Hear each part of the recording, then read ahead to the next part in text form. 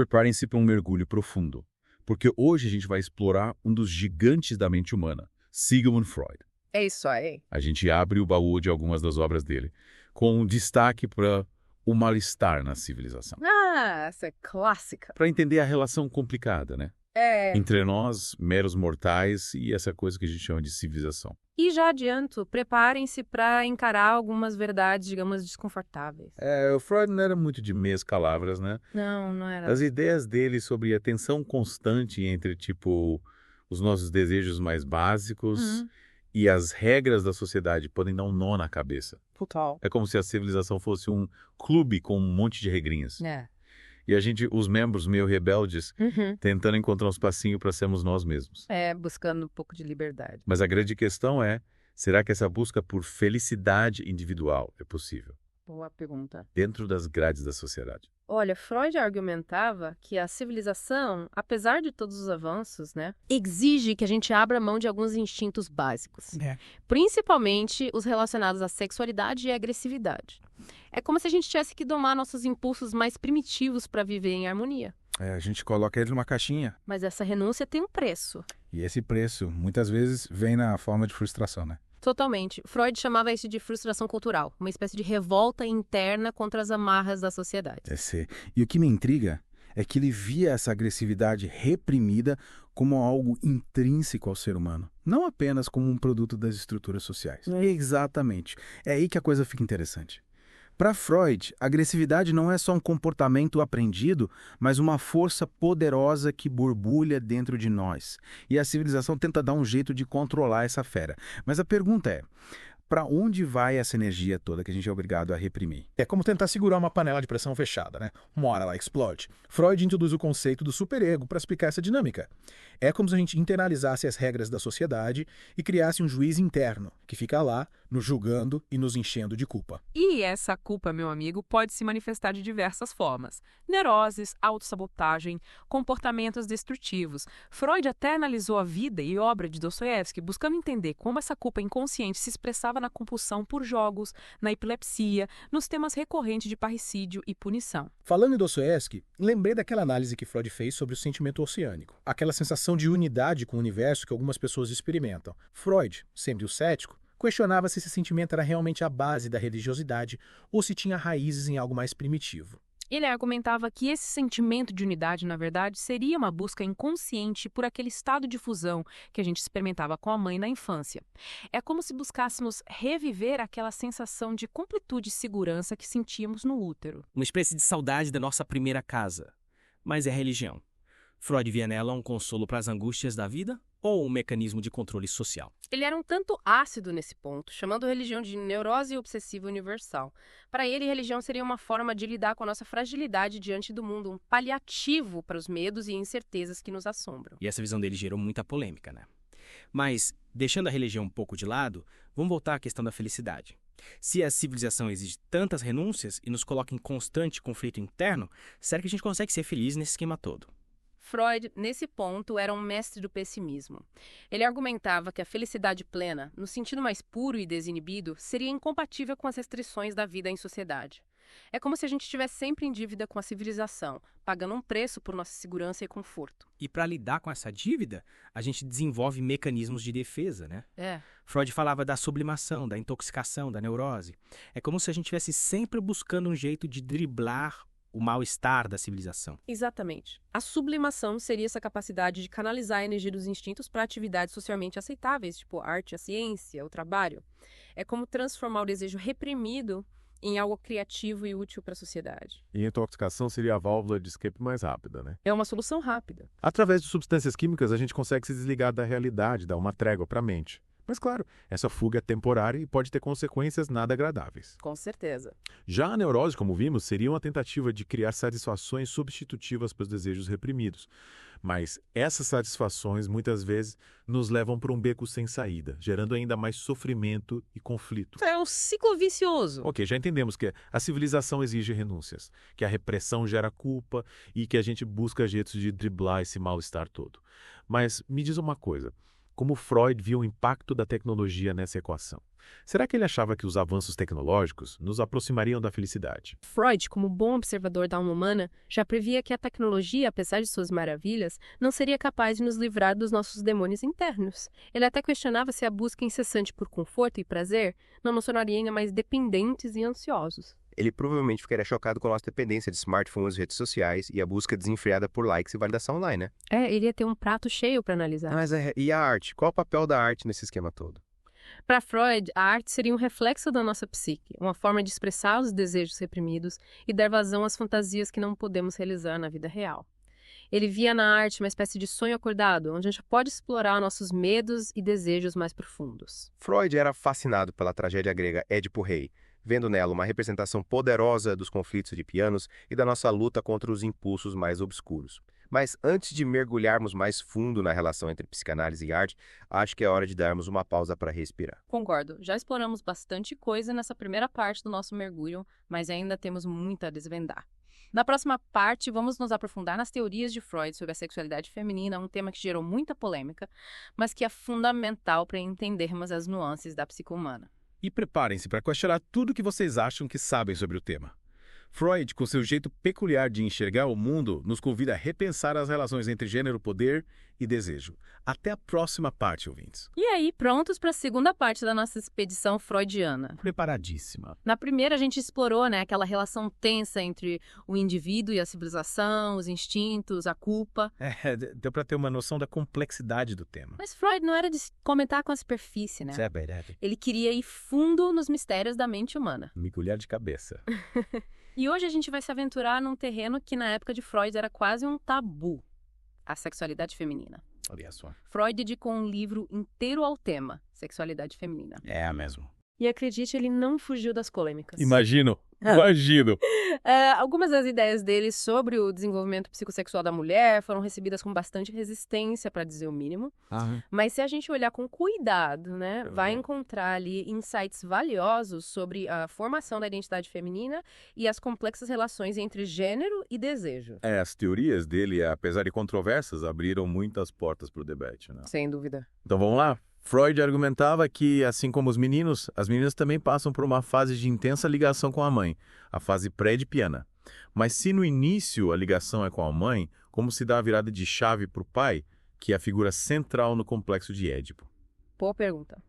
Freud acreditava que a descoberta da diferença anatômica entre os sexos, ou seja, a ausência do pênis na menina, provoca uma série de reações e conflitos internos. É o que ele chamou de complexo de castração. Imagina o impacto que essa descoberta devia ter na mente de uma criança, né? Seria como se a menina se sentisse incompleta, inferior, em relação ao pai e ao irmão.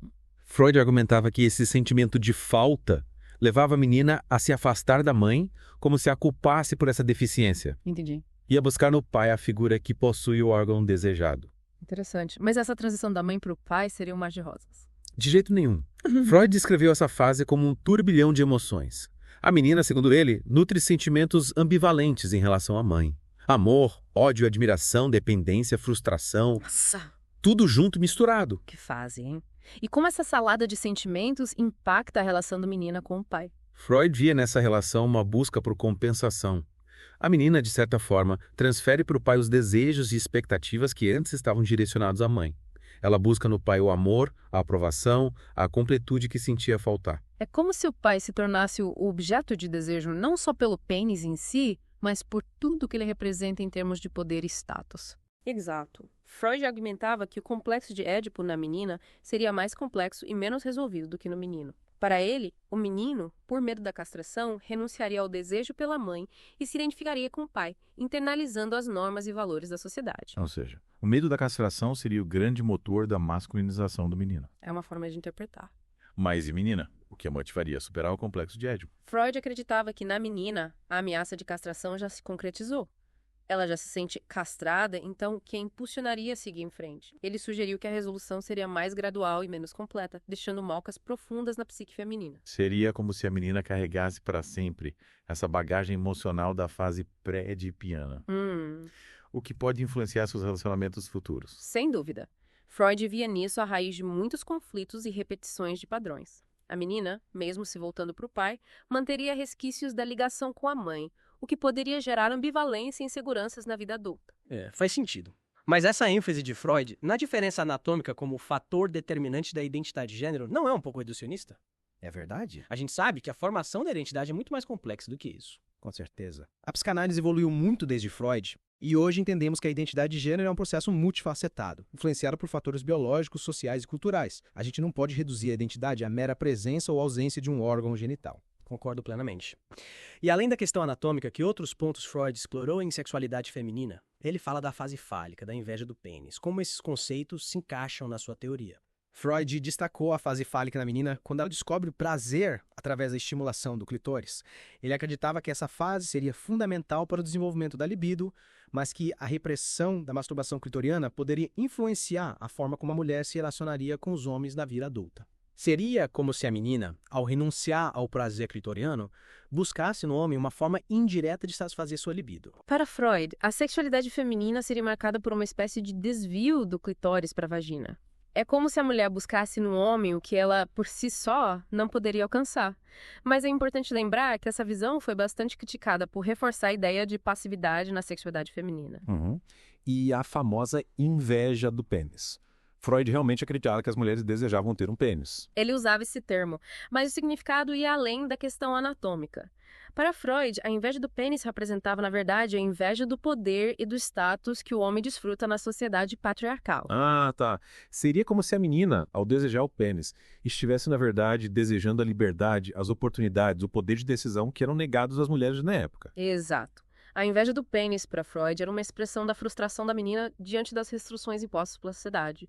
E ele descreveu 3 caminhos para lidar com essa inveja: a renúncia à sexualidade, a supervalorização da masculinidade ou a aceitação da feminilidade. Ou seja, a menina poderia se resignar à sua falta, tentar se masculinizar para ter acesso ao poder ou se moldar ao modelo de feminilidade imposto pela sociedade, né? Sim, e cada um desses caminhos teria suas próprias consequências para o desenvolvimento psíquico e para os relacionamentos futuros. Uau, quanta coisa a gente já desvendou sobre a mente feminina segundo Freud. É verdade. Mas ainda tem muito chão pela frente, né? Com certeza.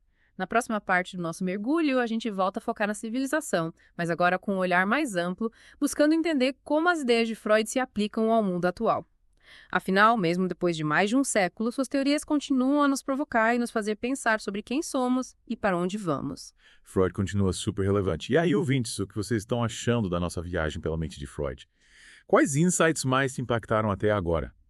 Fiquem ligados para a última parte do nosso mergulho, onde vamos explorar a relação da psicanálise com a religião, a arte e a busca pela felicidade nesse mundo complexo e desafiador. Bem-vindos de volta, exploradores da mente. É isso aí. Na primeira parte, a gente encarou, aquela relação complicada entre o indivíduo e a civilização. Tentamos entender como a gente se encaixa nesse quebra-cabeça. Na segunda, a gente desvendou os mistérios da sexualidade feminina sob a ótica, digamos, inusitada de Freud. Demos uma boa olhada nos labirintos da psique. E agora, na reta final do nosso mergulho, vamos explorar como as ideias de Freud se conectam com a cultura, a religião, a arte e, claro, a eterna busca pela felicidade. Nossa, quanta coisa ainda para desvendar. Pois é. E já aviso, preparem-se para tirar alguns coelhos da cartola, porque Freud não era de se esquivar de temas polêmicos. A gente já percebeu isso, né? Ele olhava para a religião, por exemplo, não com a reverência que muitos esperavam, mas com a lente crítica da psicanálise. Interessante.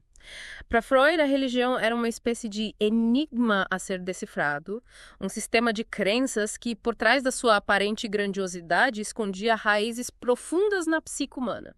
Ele via na fé uma tentativa de aplacar a angústia existencial, o medo da morte, a sensação de impotência diante das forças da natureza. É como se a gente criasse um pai celestial para nos proteger e nos guiar num mundo que, no fundo, nos assusta. Exatamente. Freud argumentava que a religião, apesar do seu papel social e do conforto que proporciona, seria uma forma de ilusão, um mecanismo de defesa contra a dura realidade da nossa existência. Ele a comparava a um ópio do povo que alivia a dor, mas não cura a ferida. Freud, sempre polêmico. Mas, deixando a religião de lado, vamos falar de um tema que nos move a todos, né? A busca pela felicidade. Será que para Freud a felicidade é possível nesse mundo cheio de restrições e conflitos? Freud era um realista, para não dizer pessimista. Ele reconhecia que a felicidade plena, no sentido mais puro e desinibido, era uma utopia. Para ele, a civilização nos impõe limites e a gente está sempre em busca de um equilíbrio entre os nossos desejos e as demandas da sociedade. É como se a felicidade fosse um alvo em constante movimento e a gente, arqueiros meio desajeitados, tentando acertá-lo em meio a um vendaval. Boa analogia. Mas Freud não era de jogar a toalha. Ele acreditava que a gente podia encontrar um certo grau de satisfação através da sublimação, da arte, do trabalho. Ele via na sublimação a capacidade de canalizar a energia dos instintos para atividades socialmente aceitáveis, transformando o desejo reprimido em algo criativo e útil. Seria como transformar a energia sexual em arte, agressividade em ambição profissional. Exatamente. Freud via na sublimação um dos pilares da civilização, uma forma de conciliar os desejos individuais com as demandas da sociedade, encontrando um certo grau de realização pessoal nesse processo. A arte, que lugar ela ocupava nesse esquema todo? Freud via na arte um reflexo da nossa psique, uma forma de expressar os desejos reprimidos, os medos, as fantasias que a gente não pode realizar na vida real. Para ele, a arte era uma espécie de sonho acordado, um espaço onde a gente pode explorar nossos impulsos mais profundos sem medo de censura. Ele analisou obras de arte, como a tragédia Édipo Rei, buscando entender como os mecanismos psíquicos se manifestam na criação e na fruição artística. E falando em Édipo, Freud via o complexo de Édipo como uma chave para entender a psique humana. Ele acreditava que essa fase da infância deixava marcas profundas na nossa personalidade e nos nossos relacionamentos. Sem dúvida. O complexo de Édipo, para Freud, era a base da nossa estrutura psíquica, o alicerce sobre o qual a gente constrói a nossa identidade, a nossa forma de se relacionar com o mundo.